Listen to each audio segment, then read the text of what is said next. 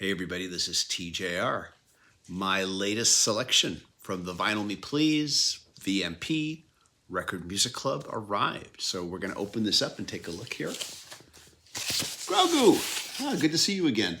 How many times have I told you never to hide behind the records? Okay, so here it is. Let's open this up. They always package these really well, but we're going to take a look here. Let's just get out our trusty little pocket knife here. There we go. Excellent. And here we go. Lost sounds found. And I know what this is, of course. Let's give you a look at this here. Let me just get this box out of the way here. Here we go. Grizzly Bear. Veckatimest is the name of the album. The artist is Grizzly Bear. Grizzly Bear is an American rock band from Brooklyn, New York. I have a couple of their releases, including this one. And I'm very excited to hear this on vinyl for the first time because I've only ever owned it on CD. So I'm going to start here.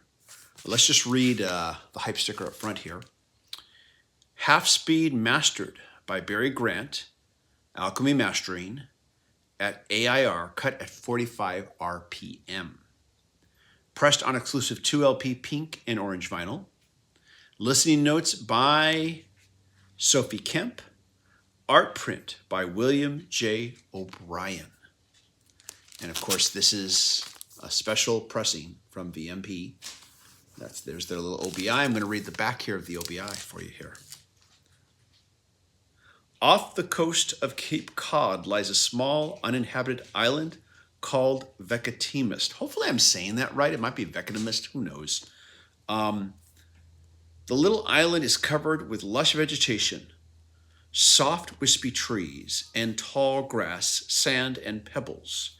It is home to birds and bugs, to little fish that swim softly and serenely beneath the cool waters of the Monsad, hopefully I've said that right, Monsad Bay. The island is a physical space, but for the band, Grizzly Bear, it is also a state of mind.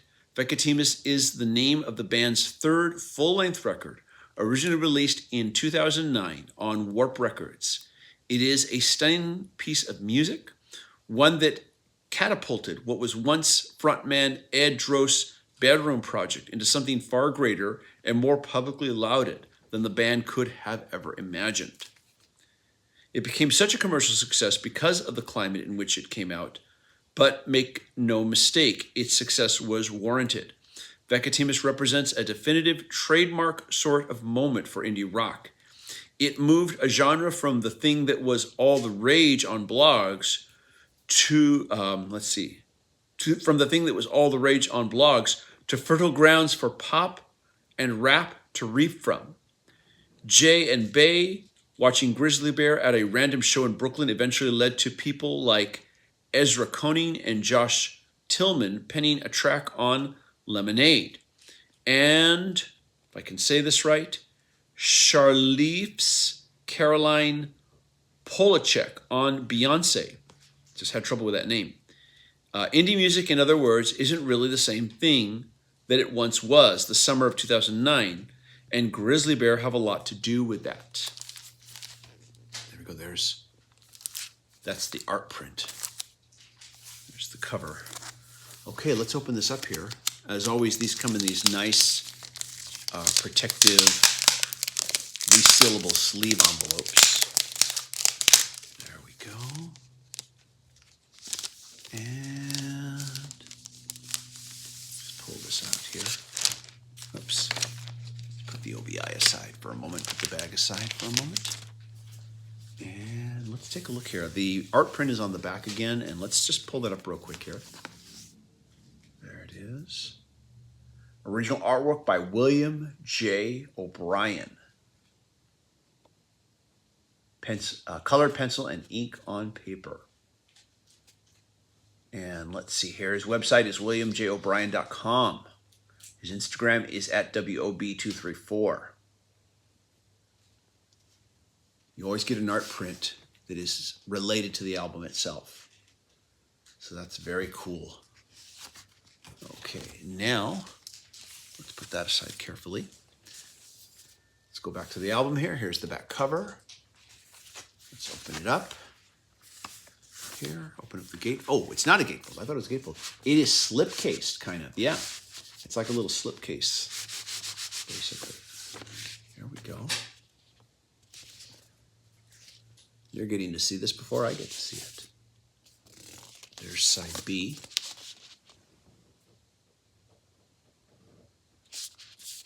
There's the other one here.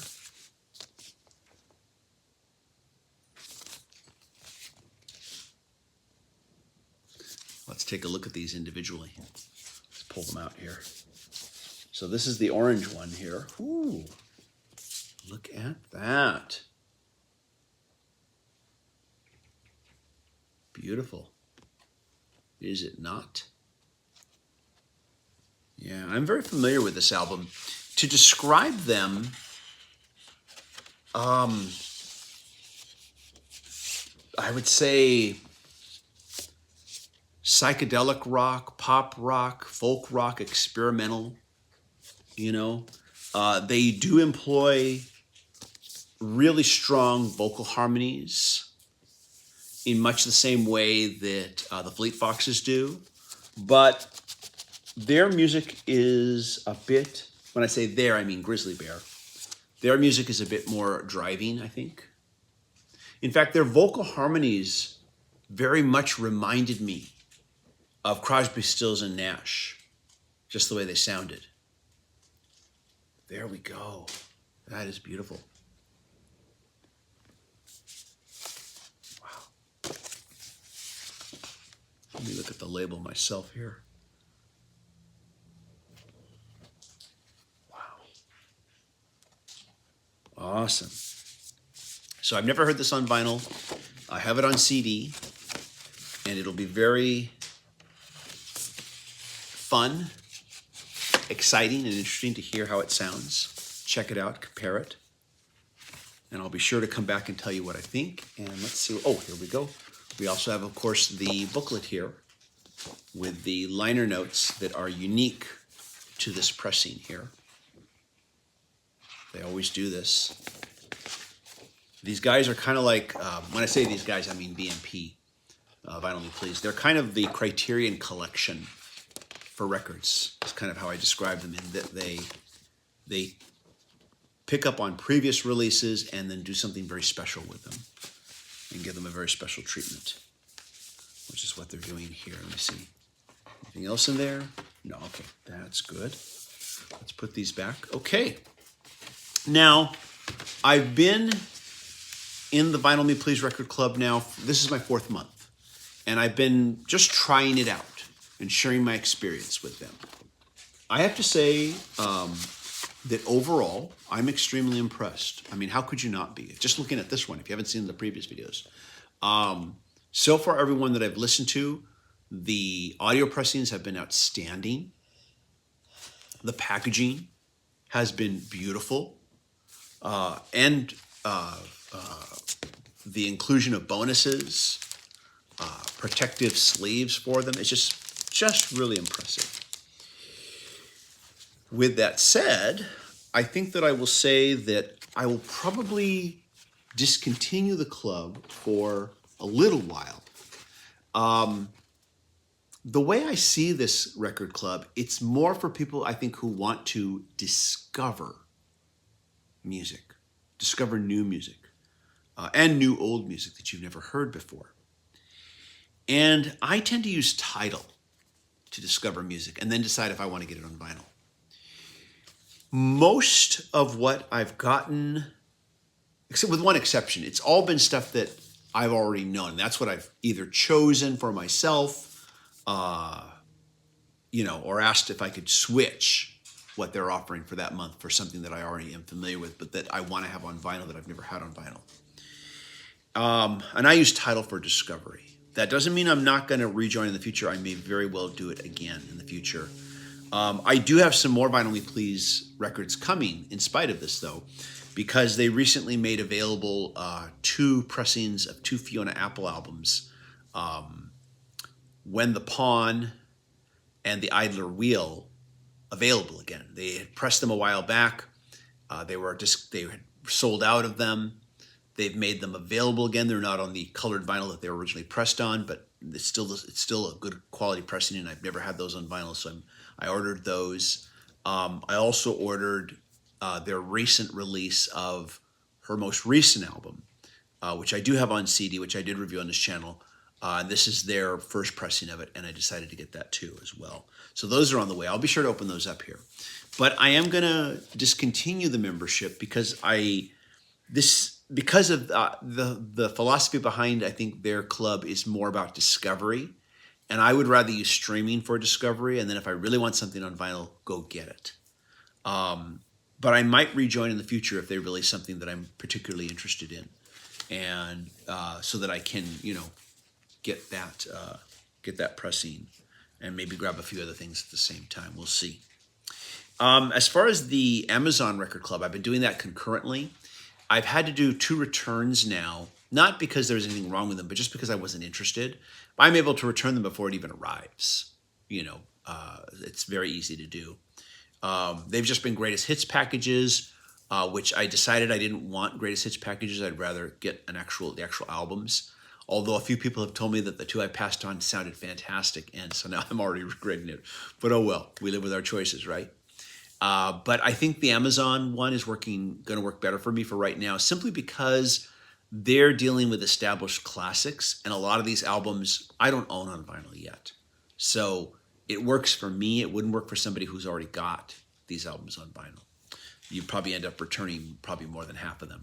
So I'm going to stay with that one a little bit longer and let you know how that one goes. But for right now, this experiment is done with Vinyl Me Please. But I probably at some point will come back again. And I have nothing but good words to say about Vinyl Me Please as far as the quality of what they send you. I have no doubt this is going to sound really great. I'll be surprised if it doesn't. Their quality is just everything. It's just been so outstanding. But I'm more interested in getting something from them that I'm already familiar with and would be excited about getting it on vinyl. And that's not the majority of what they do. They're primarily opening up your eyes to newer music, which again, I use Tidal for that. And then I decide from there if I want to pursue it onto CD and vinyl. Maybe if I had a little more extra spending cash, I might keep up with this and maybe pay for 6 months or a year in advance. You do save money if you don't do it month by month. You save money. But let's give this a listen, and then we'll see what I think.